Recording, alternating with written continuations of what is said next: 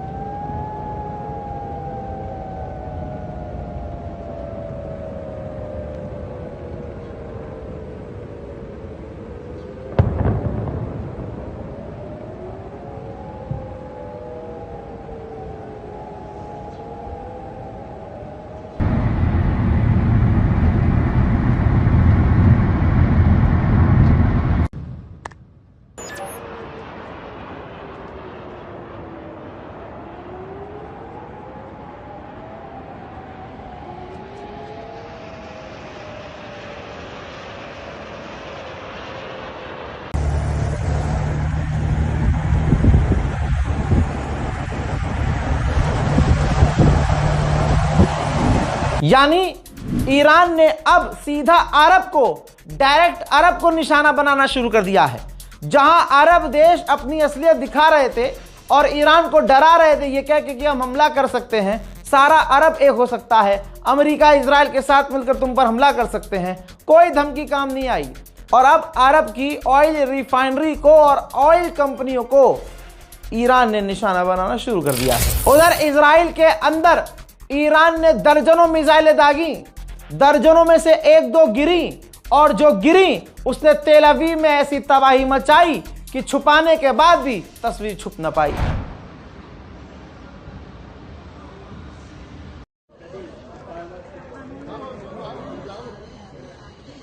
חברים, טיל במודיעין עילית. מה הולך פה? מה הולך פה? וואו. מה זה? תדע אותו.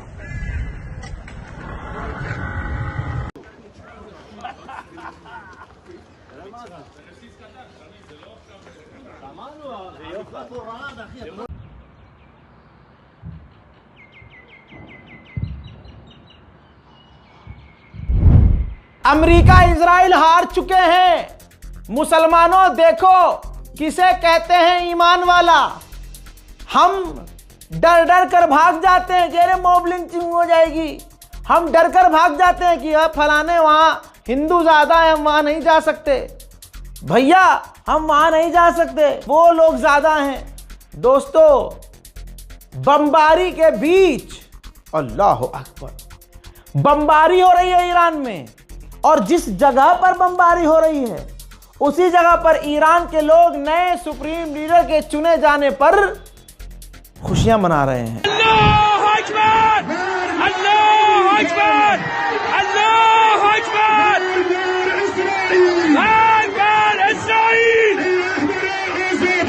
आमादेim आमादे, ey rahber azade, आमादेim आमादे, ey rahber hediye ve rahberman, uni ke dar rage mas, hediye ve rahberman, uni ke dar rage mas, hediye ve rahberman। Mushtaba खामनाई Iran के तीसरे supreme leader चुने गए।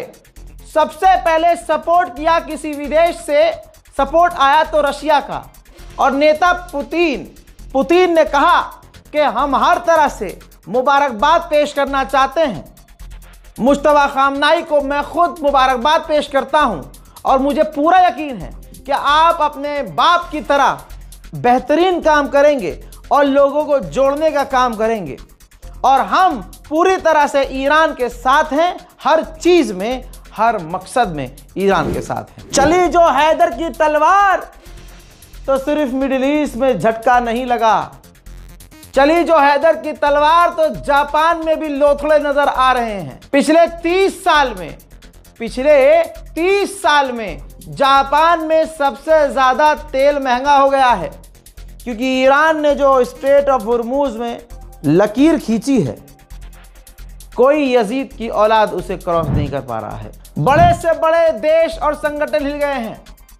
G7 तेल के जो दाम बढ़ रहे हैं, तो ये संगठन G7 इमरजेंसी मीटिंग करने वाला है कि गैस और तेल के दाम कैसे कंट्रोल किया जाए। कतर के प्रधानमंत्री ने बड़ी बात कह दी। कतर के प्रधानमंत्री ने इंटरव्यू में कहा कि ईरान जो कुछ कर रहा है, ऐसा देखकर कहा जा सकता है कि ये ईरान का पूरा प्री प्लान था। ईरान ने जो किया है प्लान करके किया है। जी हाँ दोस्तों, और उन्होंने कहा कि जिस तरह से ईरान अरब देशों पर, गल्फ पर हमला करके सब कुछ तहस नहस कर रहा है, साफ नजर आ रहा है कि इधर अमेरिका ने हमला किया और अगले 1 घंटे के अंदर ईरान ने पूरे अरबों पर हमला शुरू कर दिया। नजर आया है साफ कि ईरान ने ये पूरा प्लान कर रखा था। हम तो बात करना चाहते हैं, हम तो पीस और शांति चाहते हैं, हम तो रास्ता तलाश कर रहे हैं कि ईरान से शांति कैसे की जा सके। हजरात, कतर ने पैंट में पेशाब कर दिया है, घुटने पर अरब आ गया है, ईरान से शांति चाहता है। ईरान 2 टूक में बात कहता है, अपनी जमीन पर अमेरिका को बेस मत दो, वहां से भगाओ, हमला हम बंद कर देंगे। उधर IRGC के ऑफिशियल प्रवक्ता ने बहुत बड़ा ऐलान किया है कि ये आग जंग की ओर बढ़ेगी। अमेरिका इजराइल ने मिलकर हमारे सिविलियंस पर हमला किया, सिविलियन इंफ्रास्ट्रक्चर को तबाह किया, अस्पताल स्कूल को तबाह किया और अब आगे बढ़कर हमारी तेल की फैक्ट्रियों, ऑयल रिफाइनरीज पर हमला कर रहा है, गैस पर हमला कर रहा है। तो अब याद रखना, दुनिया इस बात को याद रखे कि अब ये जंग की आग और बुरी तरह से फैलेगी। हजरात, मैंने भी बड़ा जिद्दी आदमी हूं, मैंने भी जो वादा किया था पूरा किया। राजधानी दिल्ली के एम्बेसी में मैं खुद वहां अपनी टीम के साथ पहुंचा और वहां जो मैंने बताया था कॉन्डोलेंस बुक है, जहां पर आप बैठकर लिख सुकून से आप आयतुल्लाह सैयद अली खामनाई जो शहीद हो चुके हैं उनके बारे में अपना नज़रिया लिख सकते हो, शोक व्यक्त कर सकते हो। हजरात, देखकर बड़ी खुशी हुई कि एक तो मैं वहां गया और आप लोगों को सिर्फ 6 घंटे पहले बताया। मैं किस जुमले से आप लोगों का शुक्रिया अदा करूं, मैं बयान नहीं कर सकता। 6 घंटे पहले मैंने बोला था और मेरी एक आवाज़ पर जिस तरह से आप पहुंचे, अल्लाह की कसम, खुदा की कसम, मैं जिंदगी भर तक आपका शुक्रिया अदा करूंगा, तब भी मैं 1% आपका एहसान नहीं चुका सकता। यकीन कीजिए, यह आपने मेरे लिए नहीं किया है। ये हजारों की जो भीड़ आई, 2 दिन से ईरान एम्बेसी खाली पड़ी थी, ना के बराबर लोग जा रहे थे इक्का दुक्का। ये खुद एम्बेसडर ने मुझे खुद बताया। और आपने मेरी औकात इतनी बढ़ाई, इतनी इज्जत, इतना प्यार दिया कि ईरान एम्बेसी में ये हवा चल गई कि ये कौन आया है और जिसके साथ इतना लश्कर आया है। और कमाल ये है कि सोचकर इतना गया था कि जाऊंगा, साइन करूंगा, अपनी बात लिखूंगा, उठूंगा और वापस आ जाऊंगा। लेकिन क्या अल्लाह इज्जत व तो इज़्ज़ु मन तशा व तो ज़िल्लु मन तशा। आप लोगों की हलचल ने, आप लोगों के शोर ने, आपकी मोहब्बत ने, आपके नारेबाजियों ने आवाज एम्बेसडर के कान तक पहुंचा दी। जनाब एम्बेसडर को जब पता चला कि कोई आया है ऐसा जो आम तो नहीं है, जिसे पलकों पर बिठाया गया है, जिसे बेइंतहा मोहब्बत दी गई है, और तब तक पता चल चुका था कि कोई ऐसा पत्रकार आया है जिसने खामनाई की शहादत की खबर सबसे पहले दी थी। जब कुछ डिटेल उनके पास गई तो मैं अपनी आंखों पर यकीन नहीं कर पाया कि एम्बेसडर, ईरान के एम्बेसडर, सोचिए ईरान के एम्बेसडर खुद मुझसे मिलने आए, खुद आए भाई मिलने। उन्होंने अपना हाथ मेरे हाथ में दिया, मैंने दोनों हाथ से उनका हाथ पकड़ा, ना उन्होंने मेरा हाथ छोड़ा ना मैंने उनका हाथ छोड़ा। मुश्तबा खामनाई से उन्होंने शुरुआत करी। उन्होंने मुझे बताया कि अब वहां के नए सुप्रीम लीडर आयतुल्लाह मुश्तबा खामनाई हैं। पड़ोसी ने आवाज दी कि आगा ये आपसे पहले बता चुका है, सुबह सुबह 3 बजे। और उसके बाद उन्होंने कुछ चीजें मुझे समझाई, कुछ बातें बताई, कुछ पॉइंट्स दिए। जब तक बात ना खत्म हुई तब तक उन्होंने मेरा हाथ नहीं छोड़ा। ये इज्जत, ये नाम, ये प्यार, ये मैंने नहीं कमाया है।